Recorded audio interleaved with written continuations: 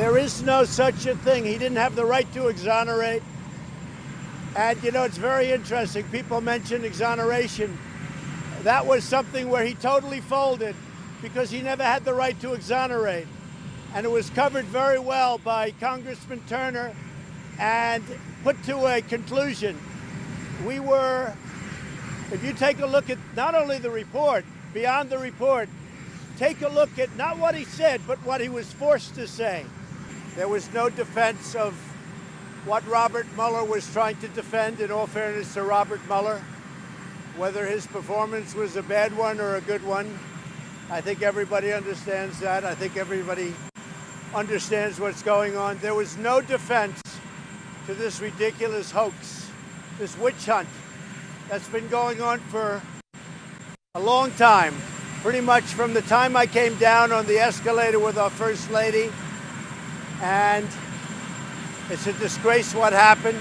And despite everything we've been through, it's been an incredible 2.5 years for our country. The administration, our president, me, we've done a great job. We've got the strongest stock market, the best unemployment numbers, the most number of people ever working in the history of our country right now. This was a very big day for our country. This was a very big day for the Republican Party. And you could say it was a great day for me, but I don't even like to say that. It's great.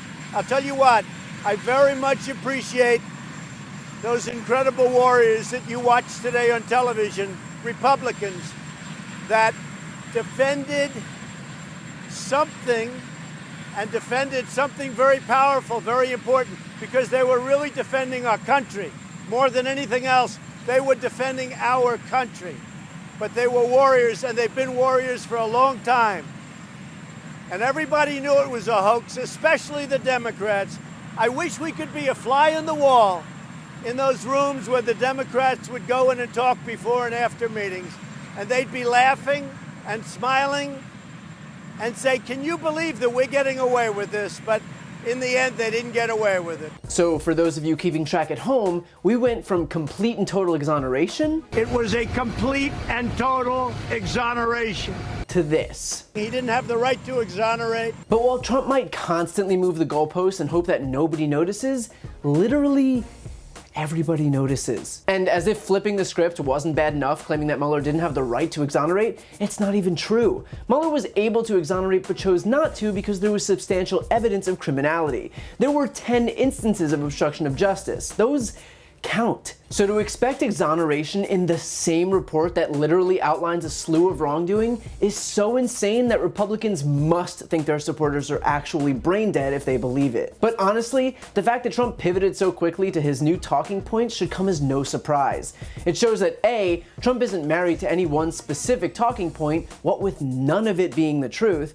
Do you think if it was actually the truth that he was exonerated, that he would have given the entire country whiplash and claimed all of a sudden that Mueller didn't have the right to exonerate? Of course not. He was able to do it because one is just as much a lie as the other. And B, he didn't have a choice. The most newsworthy talking point to come out of the Mueller testimony was the special counsel literally saying that the report doesn't absolve him of obstruction of justice, doesn't exonerate him, and in fact found evidence of wrongdoing. So the report did not conclude that he did not commit obstruction of justice.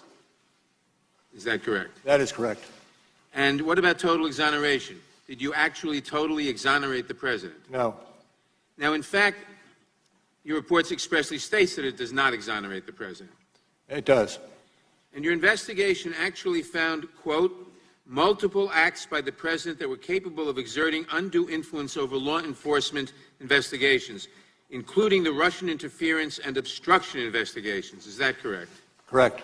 So of course Trump changed his tune. Now let's just hope that his supporters will realize that just like the last flailing excuse that vanished into thin air, he'll drop this one too the second it becomes inconvenient, because it's all a lie. And of course his credibility is in the toilet, but let's be honest, his followers will take the bait anyway, because it's never been about the truth, it's always been about lining up behind Trump and blindly parroting his talking points. And of course, Trump eventually falls back on the same ones, pointing to the economy as if strong jobs numbers numbers are justification for committing crimes, as if he hasn't been president for only 29 of the 105 months of consecutive growth in this country. But the most bizarre claim of all came when Trump suggested that today was a devastating day for the Democrats.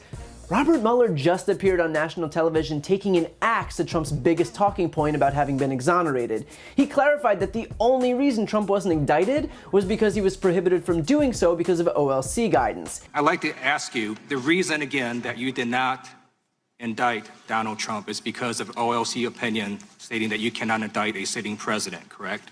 That is correct. He said that Trump could be indicted after he leaves office. You believe that you could charge the President of the United States with obstruction of justice after he left office? Yes. And he said that Trump was generally untruthful. Director Mueller, isn't it fair to say that the president's written answers were not only inadequate and incomplete because he didn't answer many of your questions, but where he did, his answers showed that he wasn't always being truthful? I would say, generally.